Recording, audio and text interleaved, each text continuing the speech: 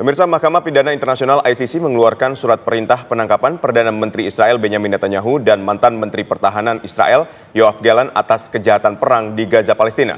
124 negara anggota ICC pun berkewajiban untuk mematuhi keputusan tersebut dengan menangkap Netanyahu dan Gallant bila mana keduanya berada di wilayah mereka.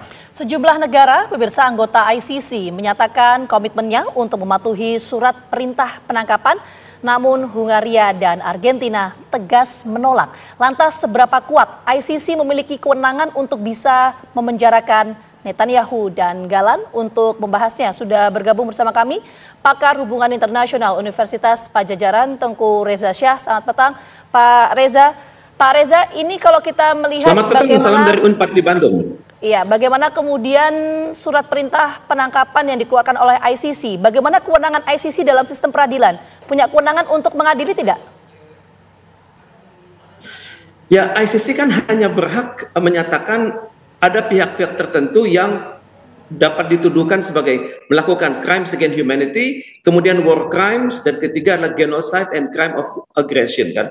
Dan tanggal 23 silam itu keputusannya sangat tegas terhadap Perdana Menteri Israel, terhadap ex-Menhan Israel, dan terhadap Komandan Hamas Muhammad Deif. Dan reputasi ICC ini sangat tinggi, yakni beranggotakan 124 negara, dari Afrika ada 33 negara, dari Asia Pasifik 19 negara, Eropa Timur 19 negara, Eropa Barat 25 negara, Latin Amerika dan Karibia 28 negara. Jadi sebenarnya keputusan itu sangat tegas, dan apalagi keputusan itu dibuat oleh hakim-hakim yang sangat kredibel, dari 9 pria dan 9 wanita dari Jepang, Italia, Kanada, Korea Selatan. Ini adalah negara maju. Dari negara berkembang adalah Benin, Peru, Uganda, Meksiko, Sierra Leone, Georgia, Costa Rica, Trinidad, Tobago, dan Mongolia. Jadi sangat representatif. Cuman masalahnya International Criminal Court ini tidak berhak mengadili kalau mereka itu tidak didatangkan kepada mahkamah tersebut yang berada di Den Haag begitu. Jadi sementara ya para tertuduh tersebut ya aman di wilayah mereka masing-masing. Apalagi kita melihat kenyataan bahwa ada negara-negara yang mendukung, ada negara-negara yang tidak. Bagi para tokoh-tokoh dari Israel ini, mereka akan aman-aman saja sepanjang mereka berada di Amerika Serikat. Entah itu kepada datang ke persidangan di Dewan Keamanan PBB ataupun berkonsultasi dengan Majelis Umum PBB dan datang ke Amerika Serikat, mereka aman-aman saja. Tapi kalau datang ke negara-negara tertentu yang menyatakan akan menjalankan keputusan ICC tersebut, maka mereka tidak akan ke sana. Pak Reza, artinya ini sifatnya rekomendasi saja ya? Memang itu rekomendasi. Lihat pandangan dari tokoh ICC sendiri seperti Mr. El Abdallah, mereka mengatakan memang tidak, keputusan ini adalah merupakan suatu bentuk hukum yang jelas sehingga bisa menjadi pelajaran bagi negara-negara lain, di mana Mr. Abdallah mengatakan it is important to let people believe that the law is there for them and to believe that justice will be done, because if not, what choices are we leaving to them, either than continuing in the cycle of violence and revenge. Jadi paling tidak bagi negara-negara dunia itu ada panduan begitu, bahwa suatu saat kelak bahwa ini bisa diberlakukan pada siapapun, dan setidaknya bagi ketiga tokoh tersebut mereka hendaknya berhati-hati karena di dalam negara-negara yang belum tentu mengatakan akan mendukung ataupun tidak, itu akan terdapat juga masyarakatnya yang mungkin berbeda pandangan, dan ini yang sangat dikhawatirkan begitu. Jadi karena itulah tokoh-tokoh dari Israel dan juga Palestina ini tidak akan sembarangan ke luar negeri. Baik, Pak Teguh, kalau kita lihat bahwa ada negara yang juga menolak, terutama Hungaria, bahkan menyatakan dengan tegas akan mengundang Perdana Menteri Netanyahu ke negaranya. Nah, ini seperti apa? Artinya kredibilitas dari ICC ini seperti apa ketika ada negara yang boleh-boleh saja dia menolak keputusan atau surat perintah penangkapan terhadap Netanyahu maupun Yoav Gallant ini?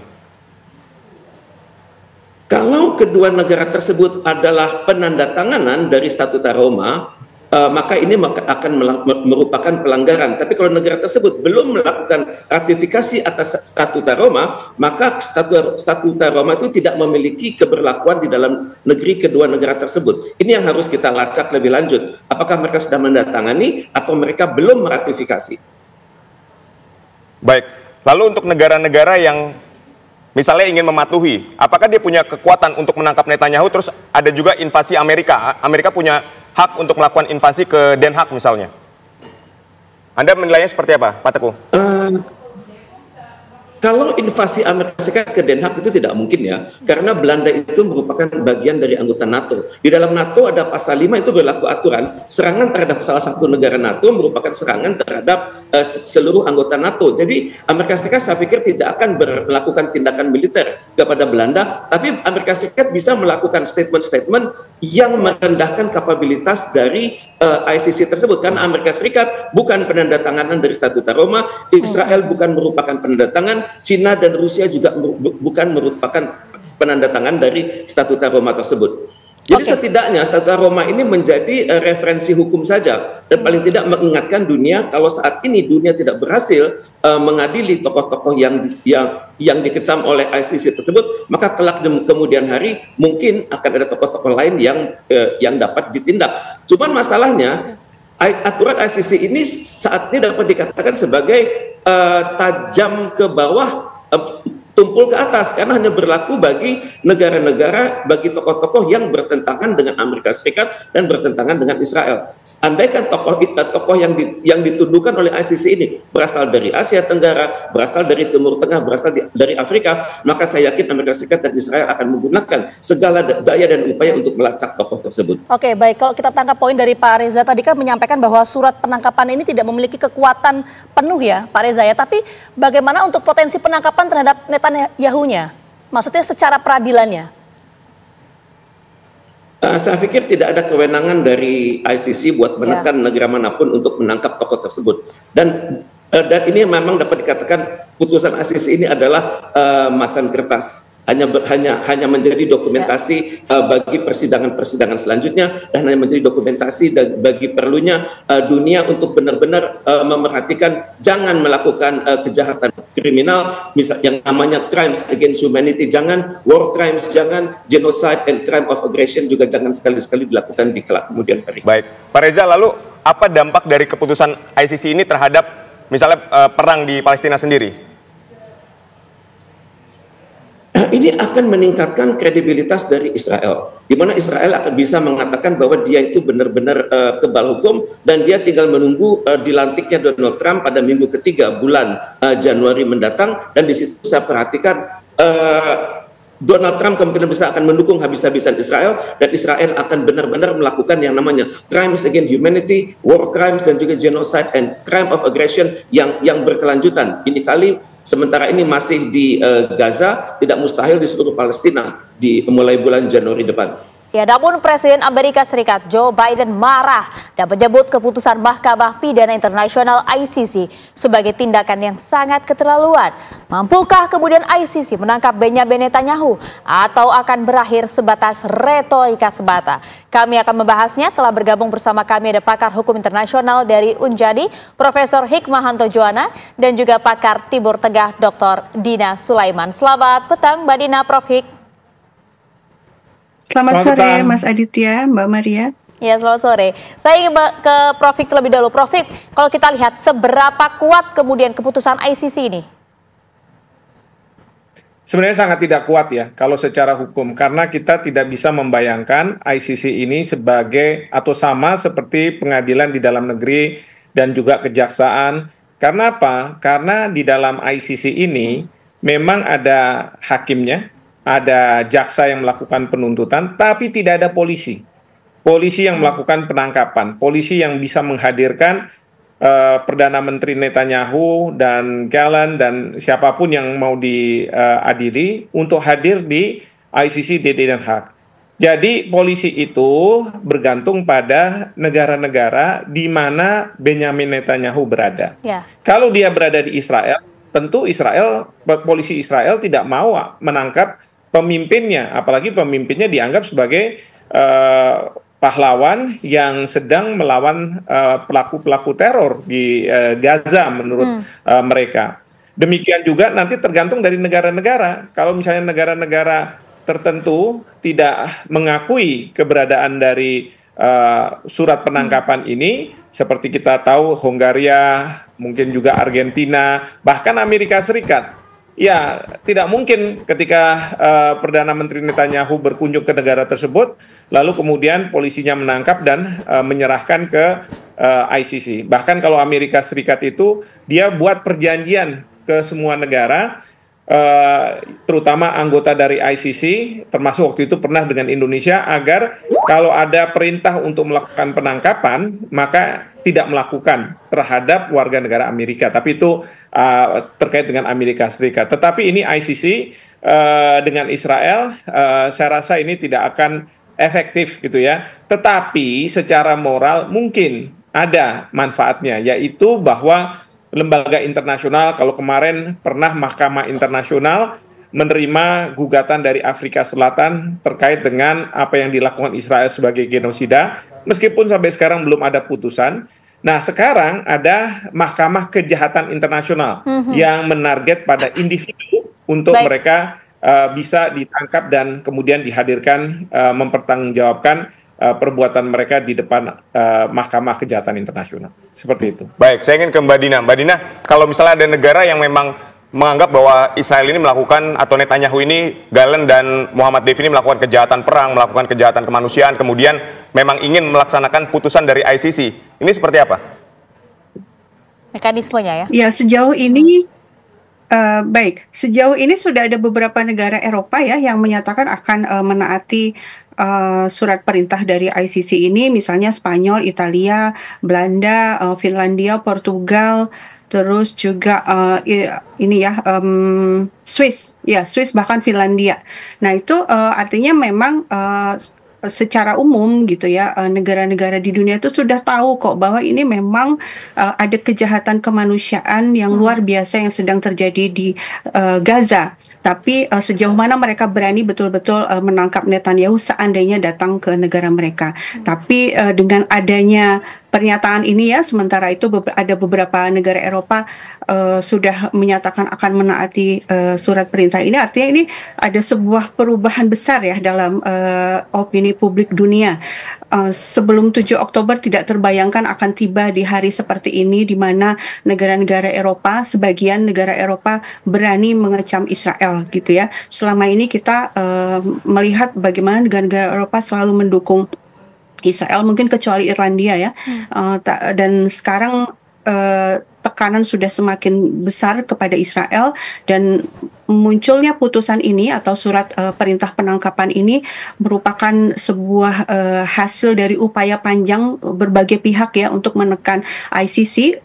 Karena kita tahu juga selama ini ICC ini track recordnya itu selalu ditekan secara politis oleh Amerika Serikat dan Israel terutama. Kita tahu bagaimana Fatou Bensouda, hakim ICC itu sampai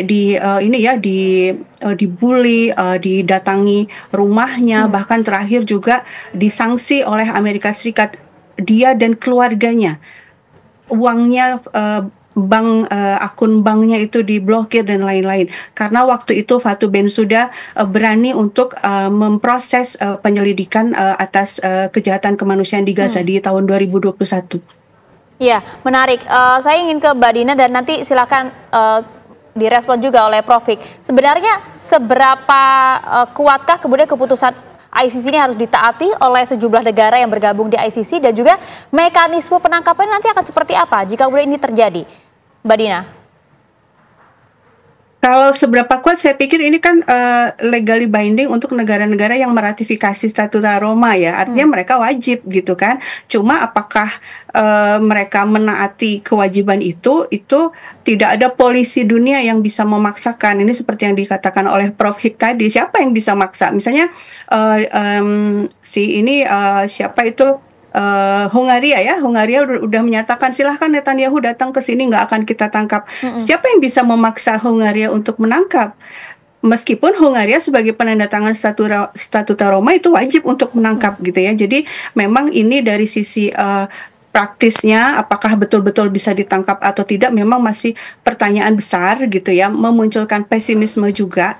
Tapi secara politis, secara ini ya bagian dari perjuangan panjang komunitas internasional untuk meminta pertanggungjawaban Israel ini menurut saya kemajuan yang luar biasa. Iya, tapi meskipun ini kemajuan yang luar biasa, artinya tidak ada sanksi kemudian yang diberikan kepada negara-negara yang tidak mematuhi keputusan ICC ini, Prof.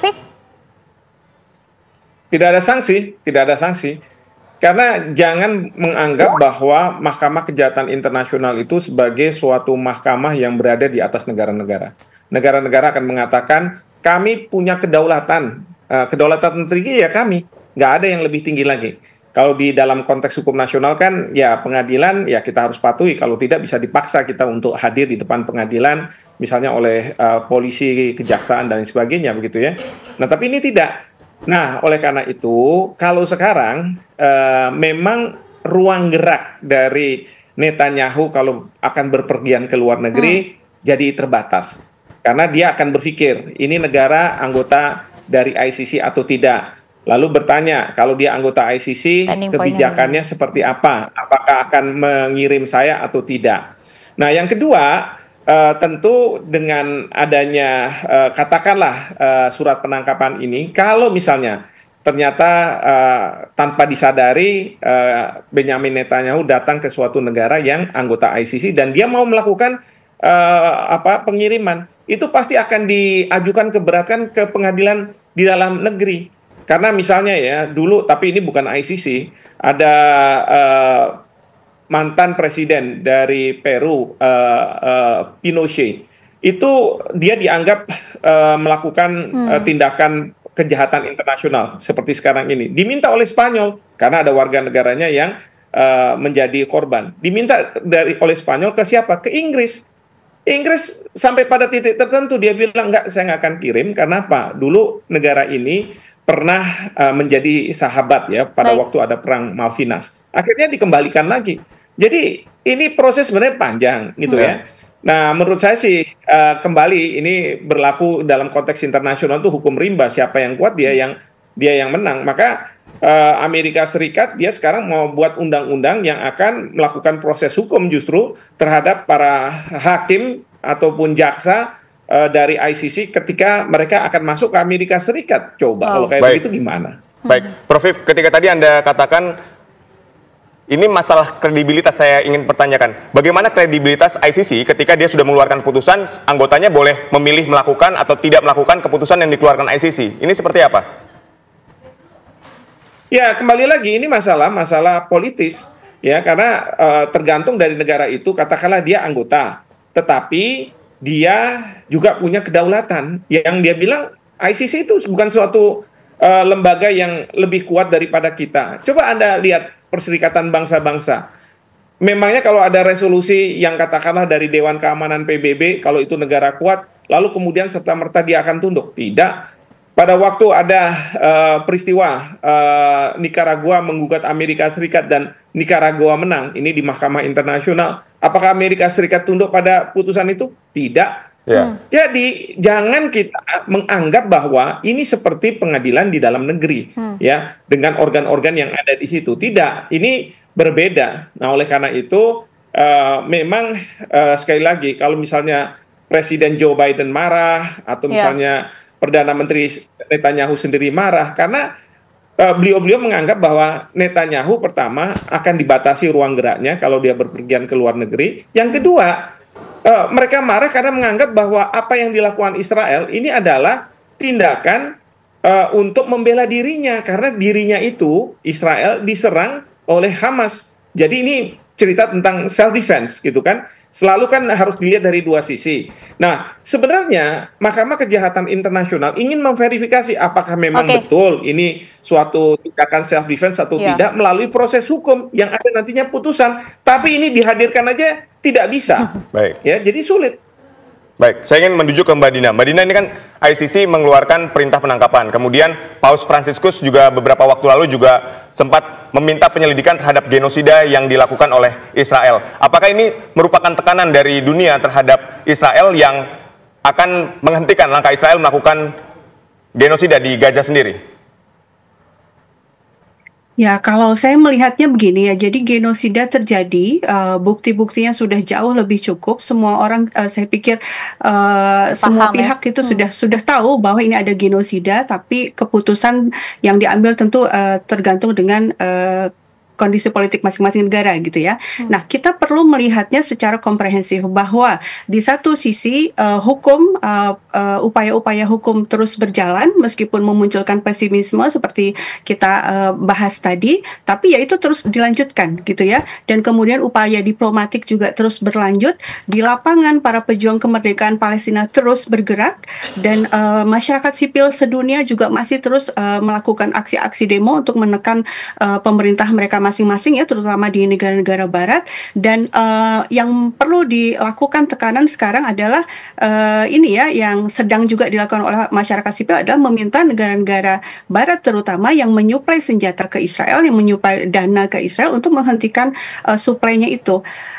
Sehingga optimisme kita adalah ketika seluruh front ini bergerak bersama secara kontinu untuk menekan Israel menghentikan genosidanya di Gaza. Dan kalau kita lihat sejarah bagaimana dulu rezim apartheid Afrika Selatan itu juga berhasil ditumbangkan dan didirikan sebuah pemerintahan baru di sana yang demokratis, itu kan dengan upaya dari berbagai front itu ya. Bahkan kemudian juga Afrika Selatan sempat dikeluarkan dulu dari PBB. Nah, setelah itu baru kemudian setelah rezim apartheidnya bubar dan dibentuk pemerintahan baru, Afrika Selatan masuk lagi ke PBB. Jadi ini saya pikir kita memang ada pesimisme terkait hukum internasional ini, tapi kita melihatnya ini kan frontnya banyak ya, bersama-sama berjuang membantu bangsa Palestina. Kalau boleh saya sedikit tambahkan bahwa yang dikejar oleh ICC itu tidak hanya Netanyahu CS ya dari Israel, tetapi juga dari Hamas.